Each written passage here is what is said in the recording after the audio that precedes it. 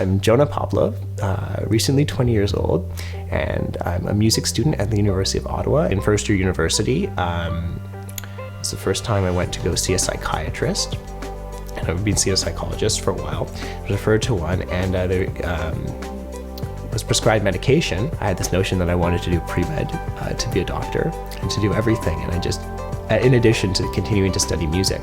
So just piling everything on and letting a lot of things go, things that I now realize are important, like leisure time and exercise and social time. Just focus everything on school, and I started to suffer in it. And I've, traditionally I've done quite well at school, and I started to not do so well.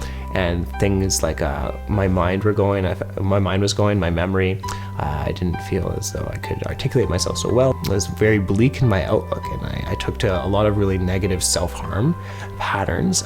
Became progressively worse and worse, to the point where I myself was really scared, because I don't think I ever wanted to kill myself really, but I would be doing these things that were very self-harming. So my mother, being a psychologist, well-versed in these things, and I spoke with her, and she was very supportive throughout the whole ordeal, and brought me to the hospital. I really felt that it was something more than just sort of typical teenage, sort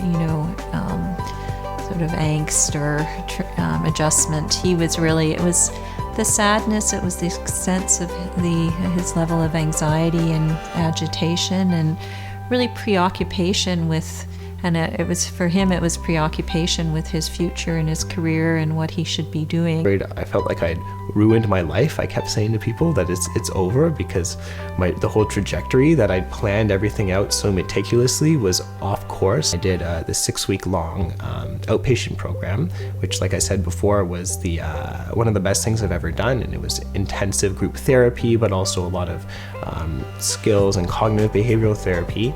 And I really took to it.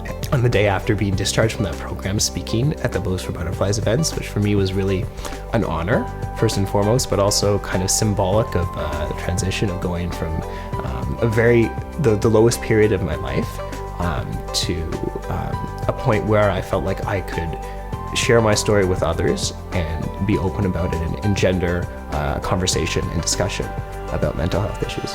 I think Bows for Butterflies is very critical in terms of helping parents, both in terms of increasing awareness. Often, there are lots of parents of musicians who come and watch the events, and I think it's helpful for them to hear about the issue, to see, often parents to see, in the case of Jonah, somebody that they have known in a different way, speaking so openly about the issue.